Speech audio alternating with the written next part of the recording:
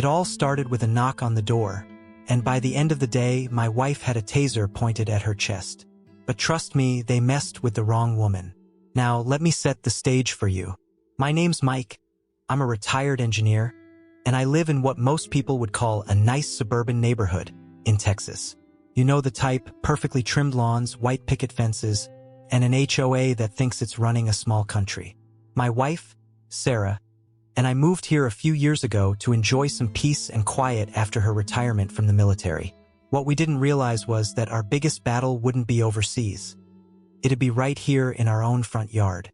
The day started like any other. Sarah was outside repainting our mailbox because apparently the HOA had sent us one of their infamous violation notices. This time, it was about the shade of paint on our mailbox not being regulation beige. Yes, you heard that right, regulation beige. I'm still not sure how beige can have regulations, but hey, welcome to HOA life. Sarah didn't complain. She's not the type to back down from a challenge, even if it's as ridiculous as repainting a mailbox. She grabbed her paintbrush and got to work while I stayed inside sipping my coffee. That's when I heard it, the unmistakable sound of trouble brewing. Two voices, loud and obnoxious, coming from outside. I peeked through the window and saw them, Gary and Linda. Now, if you've ever dealt with an HOA before, you probably know a Gary and Linda.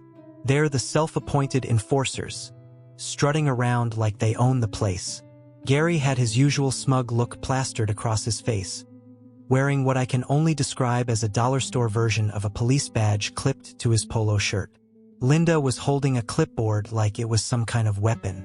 Together, they looked like they were auditioning for a low-budget reality show called HOA Cops. At first, I thought they were just going to lecture Sarah about paint shades or whatever nonsense they'd cooked up this time. But then I saw Gary pull something out of his pocket. A taser. My heart stopped for a second. A taser? Over a mailbox? Was this guy serious? I rushed to the door but stopped short when I saw Sarah's face. She wasn't scared. She was calm. Almost too calm. That's when it hit me. Gary had no idea who he was dealing with. My wife wasn't just any suburban woman repainting her mailbox. She was a former Special Forces operative who could probably disarm him blindfolded if she wanted to. Gary started barking orders at Sarah like he was some kind of drill sergeant. "Ma'am, you're in violation of HOA Code 12B. Put down the paintbrush and step away from the mailbox," he yelled, waving his taser around like it was an extension of his ego. Sarah didn't flinch. She looked him dead in the eye and said in her calmest voice, "Gary, put that thing away before you hurt yourself." But Gary wasn't backing down. He puffed out his chest and took a step closer to her. Linda chimed in from behind him, shouting something about how they had authority granted by the HOA charter. It would have been funny if it wasn't so ridiculous. And here's where things got interesting. Instead of escalating the situation, Sarah just smiled. A small, knowing smile that sent chills down my spine because I knew what it meant. She wasn't scared. She was calculating. Now let me ask you something. If you were in Sarah's shoes, standing there with two wannabe cops harassing you over something as trivial as paint, what would you do? Would you stand your ground? Would you call them out on their nonsense? Drop your thoughts in the comments below. I'd love to hear how you'd handle this kind of madness. Anyway, back to the story. As Gary continued his tirade about HOA bylaws and respect for authority, Sarah subtly reached into her pocket. Not for a weapon, but for her phone. She tapped a few buttons and put it back without saying a word. At this point, Gary must have thought he had won because he smirked and said something along the lines of, "That's what I thought." But little did he know, Sarah wasn't calling for backup. Her backup was already on its way. And that's when things really started to heat up. Little did they know, Sarah wasn't just any suburban wife. Gary and Linda strutted around like they just won some grand victory, oblivious to the fact that Sarah's calm demeanor wasn't submission, it was strategy. I could see it in her eyes, that quiet confidence she always had when she knew she was 10 steps ahead of everyone else. And trust me, I've seen that look before, usually right before someone regretted underestimating her. Now, let me tell you a little more about my wife. Sarah isn't just a retired Special Forces operative. She's the kind of person who thrives under pressure. She spent years in the military, leading missions that most people wouldn't even dare to imagine. She's been in situations where one wrong move could mean the difference between life and death. So, dealing with a couple of overzealous HOA officers? That was child's play for her. But here's the thing about Sarah. She doesn't like unnecessary confrontation. She's not the type to throw her weight around or flex her skills unless absolutely necessary. So instead of escalating the situation, she decided to play it cool. For now. As Gary continued his ridiculous monologue about HOA authority and maintaining neighborhood standards, Sarah casually glanced at her watch. It wasn't just any watch. It was a tactical smartwatch connected to a private group chat with her old Special Forces team. You see, after retiring from the military, Sarah stayed in touch with a few of her closest teammates who also happened to live nearby. They called themselves the Quiet Professionals. And while they were all retired, their instincts and training were still razor-sharp. When Sarah tapped her phone earlier, she wasn't calling for help in the traditional sense. She was sending a message to her team. A simple phrase, "Situation at my house. Need eyes." That was all it took for them to spring into action. Meanwhile, I stood at the doorway watching this all unfold, torn between stepping in and letting Sarah handle it her way. I mean, what was I supposed to do? Tell Gary to put down his taser? The guy looked like he'd been waiting his whole life for an excuse to use it. And Linda? She was busy scribbling notes on her clipboard like she was preparing evidence for some kind of HOA tribunal. But here's where things started to get interesting. As Gary and Linda continued their little power trip, Sarah began subtly stalling for time. She asked questions, lots of them, and each one seemed to throw Gary off his game just a little more. "What specific bylaw am I violating?" she asked, tilting her head innocently. Gary blinked, clearly caught off guard. Section 12B, he stammered. "And what does Section 12B say exactly?" Sarah pressed. Linda jumped in at this point, flipping through her clipboard like it contained the secrets of the universe. "It says, all mailboxes must conform to HOA-approved color standards," she declared triumphantly. Sarah nodded thoughtfully. "Interesting. And where can I find these approved color standards?" Gary and Linda exchanged nervous glances. Clearly, they hadn't expected anyone to actually question their authority or their knowledge of the rules they claimed to enforce. As this back and forth continued, I noticed something out of the corner of my eye. Movement across the street. It was Tom, one of Sarah's old teammates, casually walking his dog while keeping an eye on the situation. A few houses down, Lisa, another member of the team, was pretending to water her plants, though it was obvious she was watching us closely. And then there was Jake, leaning against his truck as if he had all the time in the world. They weren't doing anything overtly suspicious, they didn't need to. Their mere presence was enough to make me feel like reinforcements had arrived. Back in our driveway, Gary was starting to lose his patience. "Look," he snapped, waving his taser again for emphasis. "You're either going to comply with HOA regulations or face consequences." Sarah raised an eyebrow but said nothing. Instead, she glanced over at Tom. Just a quick look that most people wouldn't even notice. But Tom noticed. He gave her a barely perceptible nod before continuing his leisurely stroll down the sidewalk. At this point, I could feel the tension building like a storm cloud about to burst.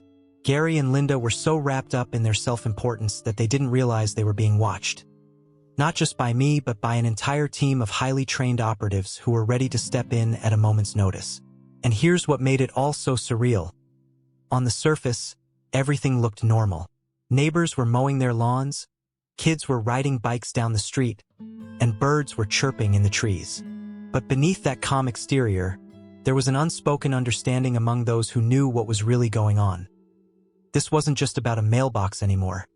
It was about respect, boundaries, and standing up to bullies who thought they could get away with anything. As Gary puffed out his chest and took another step towards Sarah, I couldn't help but feel a mix of emotions. Pride in my wife for staying so composed under pressure and anticipation for what I knew was coming next. Because if there's one thing I've learned after years of being married to Sarah, it's this. When she smiles like that, the kind of smile that doesn't quite reach her eyes, it means she's already won.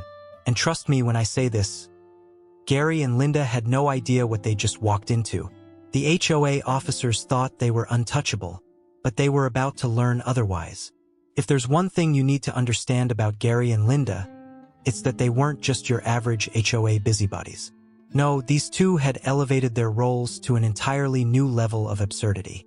They didn't just enforce the rules, they lived for them. In their minds, they weren't simply neighbors with a clipboard and a badge. They were the law, the judge, and the jury of our little suburban kingdom. Gary, in particular, seemed to relish his self-appointed authority. He strutted around like he was the sheriff of some old western town, except instead of a six-shooter, he had a taser that looked like it came straight off a late-night infomercial. And Linda? She was his loyal deputy, armed with her trusty clipboard and an uncanny ability to find violations in places where none existed. As I stood there watching this ridiculous display of power tripping, I couldn't help but wonder how we'd gotten to this point. Wasn't the whole purpose of an HOA to make neighborhoods more pleasant? To maintain property values and ensure everyone lived in harmony? Somehow, Gary and Linda had turned it into their own little dictatorship. "Ma'am," Gary said, his voice dripping with condescension as he addressed Sarah. "You're in direct violation of HOA Code 12B. Failure to comply will result in immediate action." Sarah tilted her head slightly, her expression unreadable. "Immediate action?" she repeated. "And what exactly does that entail?" Gary smirked and tapped his taser against his palm for dramatic effect. "Let's just say we have ways of dealing with noncompliance." I couldn't believe what I was hearing. Was this guy seriously threatening my wife with a taser over a mailbox? I opened my mouth to say something, but before I could get a word out, Sarah raised her hand slightly. A subtle gesture that told me to stay put. "Gary," she said calmly, "I think you're misunderstanding something here." "Oh," Gary replied, raising an eyebrow. "And what's that?" Sarah took a step closer to him, not enough to be confrontational, but just enough to make her presence known. "You see," she said, her voice steady and measured, "this isn't about a mailbox. This is about you trying to intimidate people into doing what you want." Gary's smirk faltered for just a moment before he recovered. "I'm not intimidating anyone," he said defensively. "I'm enforcing the rules." Linda chimed in at this point, clutching her clipboard like it was some kind of holy relic. "The HOA charter gives us full authority to enforce compliance," she declared. Sarah raised an eyebrow. "Full authority?" she repeated. "Interesting, because from where I'm standing, it looks like you're overstepping your boundaries." At this point, Gary was starting to get visibly frustrated. He waved his taser around again for emphasis, a move that might have been intimidating if it weren't so utterly ridiculous. "Look," he snapped, "you can either comply with the rules or face the consequences." "And what consequences would those be?" Sarah asked evenly. Gary hesitated for a moment before blurting out, "We'll fine you, and we'll report you to the HOA board." It was almost comical how serious he sounded, as if reporting someone to the HOA board was the equivalent of calling in the National Guard. Sarah didn't even blink. "Okay," she said simply. Gary blinked back at her, clearly caught off guard by her lack of reaction. "Okay?" he repeated. "Yes," Sarah said. "Go ahead and report me to the board." For a moment, there was silence as Gary and Linda exchanged confused glances. It was clear they hadn't expected Sarah to call their bluff so easily. But then Gary did something that took things from absurd to downright outrageous. He took another step towards Sarah and raised his taser slightly. Not enough to actually use it, but enough to make his intentions clear. "Ma'am," he said through gritted teeth, "I'm going to ask you one last time. Step away from the mailbox." And that's when I saw it, the smallest flicker of movement out of the corner of my eye. Across the street, Tom had stopped walking his dog and was now standing perfectly still. His eyes locked on Gary like a hawk watching its prey. A few houses down, Lisa had set down her watering can and was leaning casually against her fence, her posture relaxed but alert. And Jake? He'd moved closer too. Close enough that I could see him casually adjusting something on his belt that looked suspiciously like a holster. None of them made a sound or drew any attention to themselves. They didn't need to. Their presence alone was enough to shift the energy in the air. But Gary and Linda were too wrapped up in their own little power trip to notice any of this. They were so focused on Sarah that they didn't realize they were being watched. Not just by me, but by an entire team of trained operatives who were ready to step in at a moment's notice. And Sarah? She still hadn't moved an inch. "Gary," she said finally, her voice calm but firm, "I'm going to give you one chance, just one, to put that taser away and walk away from this situation." Gary let out a short laugh, a nervous laugh if I'd ever heard one, and shook his head. "You don't get to give me chances," he said smugly. But what Gary didn't realize, what he couldn't realize, was that Sarah wasn't bluffing. Because while he might have thought he was in control of the situation, the truth was that control had already slipped through his fingers, and he didn't even know it yet. When backup arrived, it wasn't what Gary and Linda expected. Gary stood there, still clutching his taser like it was the ultimate symbol of authority. Linda, clipboard in hand, was furiously scribbling notes, probably documenting how Sarah's refusal to cower was some kind of egregious HOA violation. Meanwhile, Sarah remained calm and composed, her expression unreadable. But I knew my wife well enough to know that she wasn't just standing there. She was waiting for exactly the right moment. And then it happened. Out of the corner of my eye, I saw Tom make his move.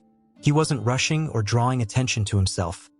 He simply strolled across the street with his dog in tow, looking every bit like a neighbor out for a casual walk. Except this wasn't casual at all. Tom was one of Sarah's closest teammates from her Special Forces days. A man who could blend into any situation and turn invisible if he wanted to. And right now, he was positioning himself strategically just a few feet behind Gary. At the same time, Lisa stepped out from her yard and began walking toward us with a watering can in hand. She looked completely unassuming, just another neighbor coming over to say hello. But I knew better. Lisa had been Sarah's second-in-command on countless missions overseas. She was sharp, resourceful, and had a knack for diffusing tense situations without ever raising her voice. And then there was Jake. He didn't bother with subtlety. He leaned casually against his truck at the end of the driveway, arms crossed over his chest, watching everything unfold with a faint smirk on his face. Jake was the muscle of the group, a guy who could intimidate someone with just a look, and right now, his presence alone was enough to make me feel like things were about to get very interesting. Gary and Linda, of course, had no idea what was happening. They were too busy basking in their own self-importance to notice that they were slowly being surrounded by people who were far more capable and far more dangerous than they could ever imagine. "Ma'am," Gary said again, his voice tinged with frustration as he waved the taser at Sarah for emphasis. "This is your last warning." Sarah didn't even blink. "Gary," she said calmly, "I'm going to give you one last warning. Put the taser away and walk away before this gets out of hand." Gary let out a short laugh, one of those fake laughs people do when they're trying to cover up how nervous they really are. "You think you can intimidate me?" he scoffed. At that exact moment, Tom's dog let out a low growl, just loud enough to make Gary glance over his shoulder. When he saw Tom standing there, he frowned. "Can I help you?" Gary asked sharply. Tom shrugged. "Just taking my dog for a walk," he said casually. "Beautiful day, isn't it?" Gary narrowed his eyes but didn't say anything else. Instead, he turned back to Sarah, only to find that Lisa had now joined her in the driveway. "Hi there," Lisa said cheerfully, holding up her watering can as if it were some kind of peace offering. "I couldn't help but notice all the commotion over here. Everything okay?" Linda bristled at Lisa's interruption. "This is official HOA business," she snapped. Lisa raised an eyebrow. "Official HOA business? Over a mailbox?" "It's not just about the mailbox," Linda huffed. "It's about maintaining standards." Lisa nodded thoughtfully. "Ah, standards. Got it." She glanced at Sarah and gave her a small smile. A smile that only someone who knew her well would recognize as the signal. And then came Jake. He didn't say a word as he walked up the driveway and positioned himself next to me. He didn't need to say anything. His presence alone was enough to shift the energy in the air. Jake had this way of making people feel like they were being sized up, even if he wasn't actually doing anything, and right now, Gary and Linda were definitely feeling it. "What's going on here?" Jake finally asked in a low voice that carried just enough authority to make Gary hesitate. "This doesn't concern you," Gary said defensively. Jake tilted his head slightly and gave Gary a look that could have frozen water. "Doesn't concern me?" he repeated slowly. For the first time since this whole ordeal started, Gary looked genuinely uncertain. He glanced around nervously, realizing for the first time that he and Linda were no longer in control of the situation. They were outnumbered, and not just by random neighbors but by people who clearly weren't intimidated by them in the slightest. "Look," Linda said quickly, trying to regain some semblance of authority. "We're just here to enforce HOA regulations." Jake raised an eyebrow and crossed his arms over his chest. "Is that what you're doing? Because from where I'm standing, it looks more like harassment." Linda opened her mouth to respond but quickly closed it again when she realized she didn't have a good comeback. Meanwhile, Sarah took a step closer to Gary and lowered her voice so only he could hear her. "Let me make something very clear," she said evenly. "You're not in control here anymore." Gary blinked at her, clearly unsure how to respond. "And if you don't put that taser away right now," Sarah continued, "things are going to get very uncomfortable for you." For a moment, there was silence as everyone waited to see what Gary would do next.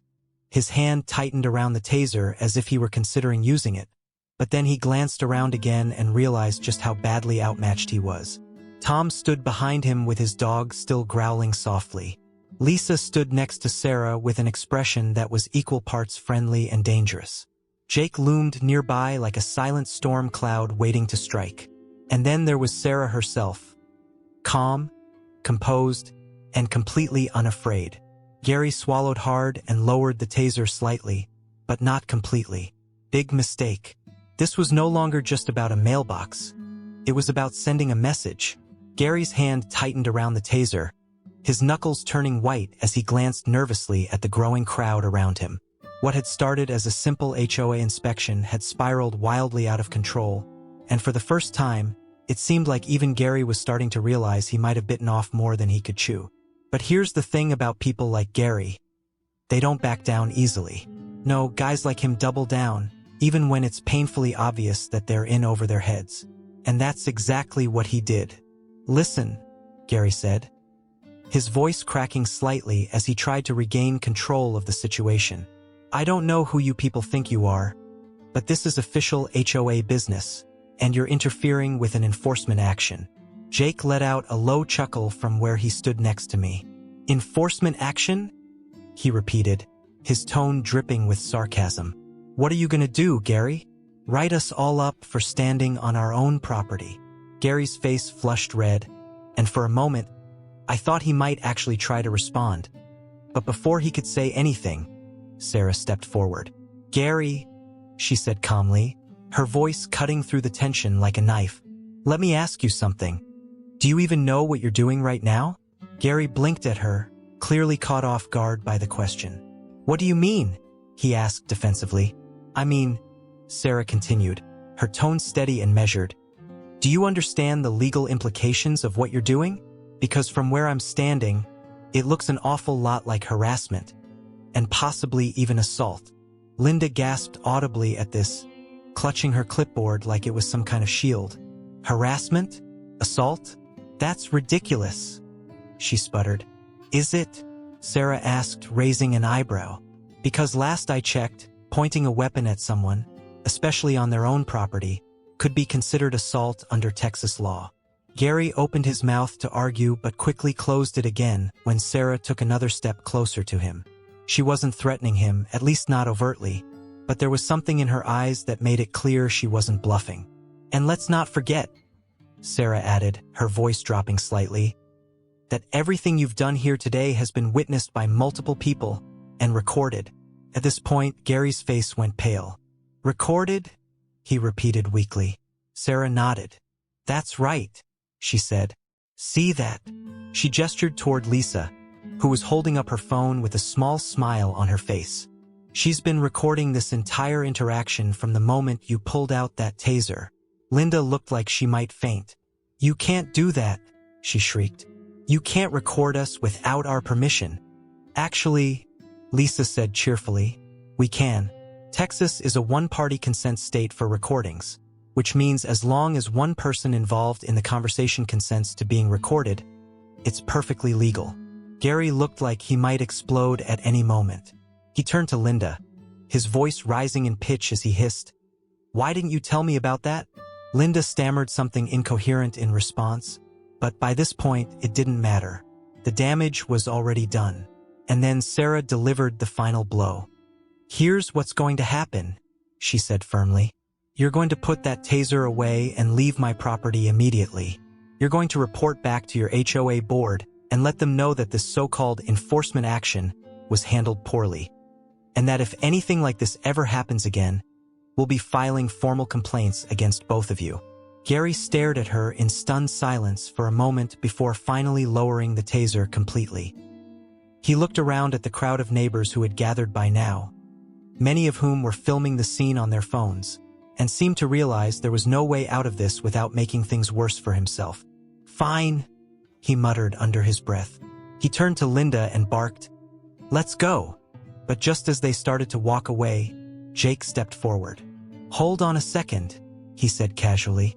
Gary froze in place and turned back toward him with a wary expression. "What now?" he snapped. Jake smiled faintly and held up his phone. "I just want to make sure we've got your names right. For the record." Gary glared at him but reluctantly muttered his name under his breath. Linda followed suit, looking like she wanted nothing more than to disappear into the ground. "Thanks," Jake said with a nod before stepping back. And just like that, it was over, or so I thought. As Gary and Linda slunk away down the street, Sarah turned back toward me with a small smile on her face. A smile that told me she wasn't quite done yet, because while Gary and Linda might have thought they'd gotten off easy, they were about to learn just how wrong they were. Gary and Linda stormed off down the street, their fake badges and bloated egos deflated. But if they thought they were walking away unscathed, they clearly underestimated just how thorough Sarah and her team could be. This wasn't just about a mailbox anymore. This was about setting things straight once and for all. As soon as they were out of earshot, Sarah turned to her team. "We're not done," she said, her voice calm but resolute. "They've been pulling this nonsense on the whole neighborhood for too long." Lisa nodded, already pulling up the HOA charter on her phone. "It's all here," she said, scrolling through the document. "They've been misinterpreting bylaws left and right, and half of what they're enforcing isn't even legal." Jake let out a low whistle. "So what's the play?" he asked, crossing his arms over his chest. Sarah smiled. A small, knowing smile that made it clear she already had a plan. "We're going to hit them where it hurts," she said. "Their authority." Tom chuckled softly. "You mean their fake authority?" "Exactly," Sarah replied. "But first, we need to gather some intel." Over the next few days, Sarah and her team quietly went to work. They started by talking to neighbors, many of whom had their own horror stories about Gary and Linda's overreach. One family shared how they'd been fined for having their trash cans out 5 minutes past pickup time. Another neighbor described how Gary had threatened to tow their car for parking too close to the curb, even though it was legally parked. But it wasn't just petty fines and threats. As Sarah dug deeper, she discovered that Gary and Linda had been using their self-appointed positions to bully residents into compliance with rules that didn't even exist. And worse, they'd been collecting fees from violations without properly reporting them to the HOA board. "This isn't just harassment," Lisa said as she reviewed the evidence they'd gathered. "This is fraud." Sarah nodded thoughtfully. "And we're going to expose it." The opportunity came sooner than expected. The monthly HOA meeting was scheduled for that Friday evening at the community center. Normally, these meetings were sparsely attended. Most residents avoided them like the plague, knowing full well that Gary and Linda would dominate the conversation with their usual nonsense. But this time was different. Word had spread quickly about what happened in our driveway, and by the time Sarah and her team arrived at the meeting, the room was packed with neighbors eager to see what would unfold. Gary and Linda were already there, sitting at the front of the room like royalty presiding over their court. Gary looked smug as ever, while Linda clutched her clipboard like it was a lifeline. Let's get started, Gary announced as he banged a gavel against the table. A gavel he'd almost certainly bought online just to make himself feel more official. But before he could launch into his usual spiel about lawn maintenance and mailbox regulations, Sarah stood up. "Excuse me," she said, her voice cutting through the chatter in the room like a knife. "Before we begin, I'd like to address something." Gary frowned at her but gestured for her to continue. "Fine," he said begrudgingly. "You have 2 minutes." Sarah smiled faintly. "That's all I'll need." She stepped forward and placed a stack of papers on the table in front of Gary and Linda. These are sworn statements from multiple residents detailing instances of harassment, intimidation, and fraudulent activity perpetrated by you two. The room fell silent as everyone stared at Gary and Linda in shock. What is this?" Linda stammered, flipping through the papers with trembling hands. "It's evidence," Sarah replied calmly. "Evidence that you've been abusing your positions for personal gain and violating both HOA bylaws and state laws in the process." Gary scoffed and leaned back in his chair. "This is ridiculous," he said dismissively. "You don't have any proof." "Oh, but we do," Lisa chimed in from where she was sitting near the back of the room. She held up her phone, which was still recording.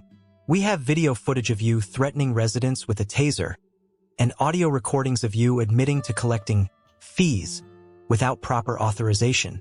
Gary's face turned beet red as murmurs rippled through the crowd. "And it doesn't stop there," Jake added with a smirk. He stood up and held up another stack of papers, this one containing copies of official HOA financial records that didn't quite match up with Gary and Linda's reported collections. "You've been pocketing money from bogus fines," Jake continued, "and we've already forwarded this information to an attorney who happens to specialize in HOA litigation." At this point, Gary looked like he might pass out. Linda tried to say something but couldn't seem to form a coherent sentence. By the end of the meeting, it was clear that Gary and Linda's reign of terror was over. The HOA board voted unanimously to remove them from their self-appointed positions and launch an independent audit of all financial transactions under their watch. But Sarah didn't stop there.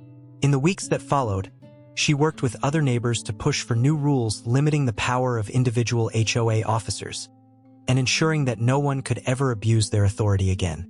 As for Gary and Linda, they disappeared from public view shortly after the meeting, presumably too embarrassed or too afraid to show their faces around the neighborhood again. Later that evening, as we sat on our porch enjoying a well-deserved glass of wine, I turned to Sarah and smiled. "You know," I said, "I think you might have just saved this neighborhood." Sarah shrugged modestly but couldn't hide the hint of satisfaction in her eyes. "It wasn't just me," she said. "It was all of us standing up together." And she was right, because at its core, this wasn't just a story about one woman taking on an overzealous HOA. It was a story about community, about standing up against bullies who think they're untouchable, and about reminding people like Gary and Linda that power doesn't come from a badge or a clipboard. It comes from doing what's right. Of course, I couldn't resist adding one last jab before we called it a night. "So," I said with a grin, raising my glass in a mock toast, "here's to regulation beige mailboxes and never having to deal with HOA cops again." Sarah laughed softly but didn't say anything, because deep down, we both knew this wasn't really over yet. After all, there's always another Gary lurking somewhere out there. But when they show up, we'll be ready for them. Just when we thought it was over, the HOA had one last trick up its sleeve. But this time we were ready. The dust had finally settled, or so we thought. Gary and Linda had been ousted from their self-appointed positions. The HOA board was undergoing a full audit, and the neighborhood felt like it could finally breathe again.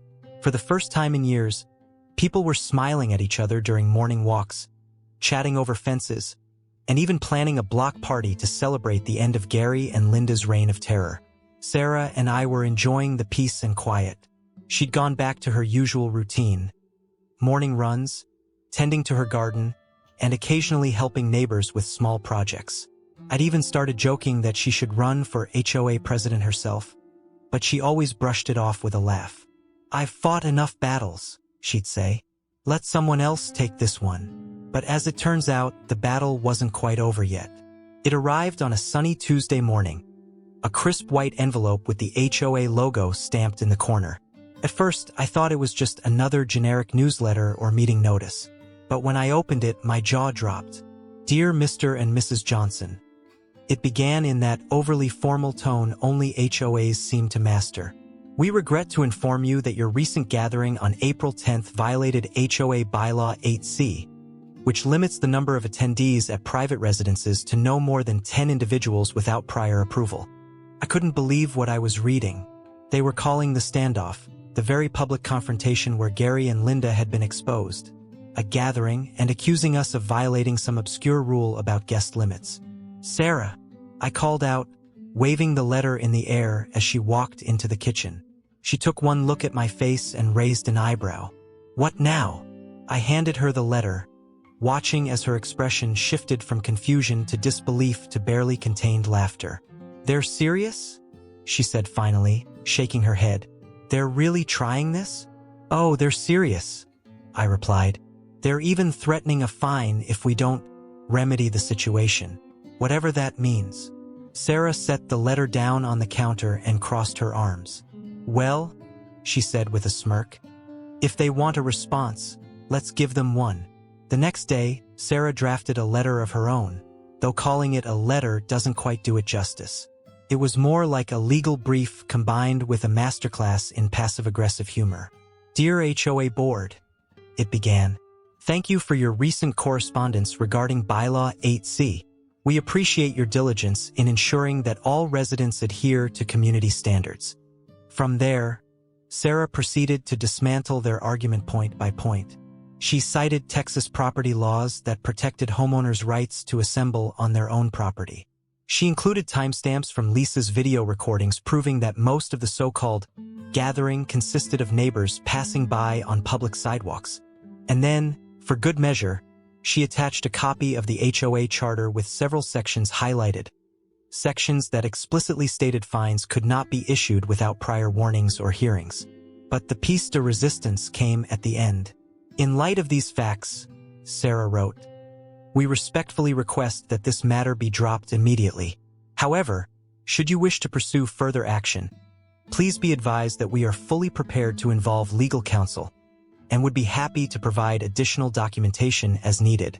She signed it with her full name and military rank, just to remind them exactly who they were dealing with. A week later, we received another letter from the HOA, but this one was different. It wasn't an accusation or a fine notice. It was an apology.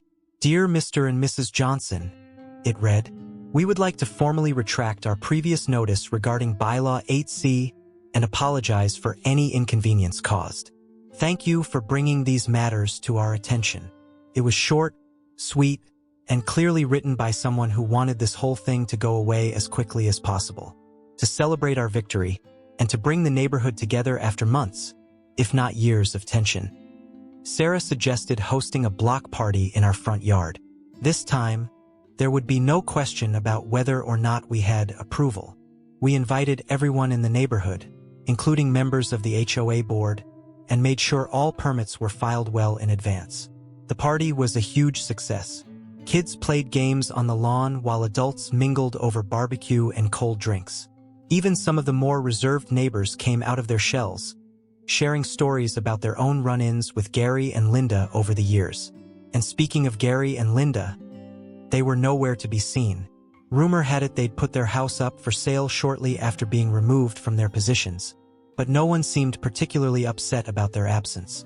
As the sun set on what had turned out to be one of the best nights our neighborhood had seen in years, Sarah and I sat on our porch watching everyone laugh and talk under strings of twinkling lights. You know, I said, raising my glass in a toast, I think we finally won. Sarah smiled but didn't say anything right away. Instead, she reached into her pocket and pulled out her phone. What are you doing? I asked curiously.